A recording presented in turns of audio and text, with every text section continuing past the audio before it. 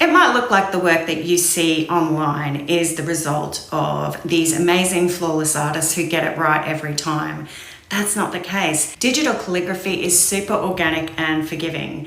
The work you see is often the result of loads of tweaks and iterations behind the scenes. So today I want to show you how you can make those tweaks and changes in Procreate to give you more confidence when you're creating calligraphy and lettering designs. Let's take a look now, but make sure to stick around for the end because I'm going to share with you a resource I think you're really going to like. In Procreate here, you can see I have my guidelines layer and then I have a layer on top with the words thank you. I can see that there's areas that need improvement here. There's too much space between the T and the H. That's something I'd like to change.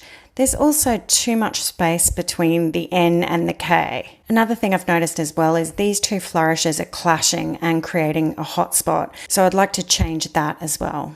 So the first step is to make our changes to this guide layer here. So I'm going to choose this icon at the top here that looks like an S. This is your selection tool in Procreate. So I'm going to draw around the T because I want to close up that spacing. So you can see if I choose the arrow now, the T is actually separate from the rest of that layer because it was enclosed in that selection. I can move it independently from the rest of the layer. You can even just tap on the screen in the direction you want to go and that will move it in very small increments. So if you want to work with precision, that's a good way to do it too. So next I'm going to do the same but with the K. So I'll grab my selection tool here and just draw around the K. Now I'll change to the arrow tool and I can move it independently.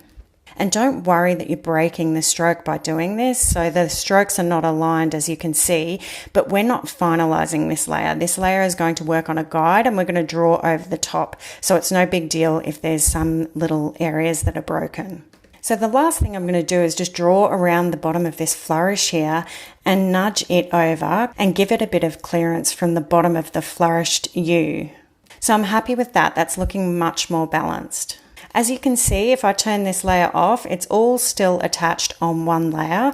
So I'm now going to turn the opacity down on that. And to do that, you just tap the little N and then you use the opacity slider. I'm going to create a new layer over the top. I'm going to choose my nice bright pink again. So I'm just going to come in and trace over that guide now.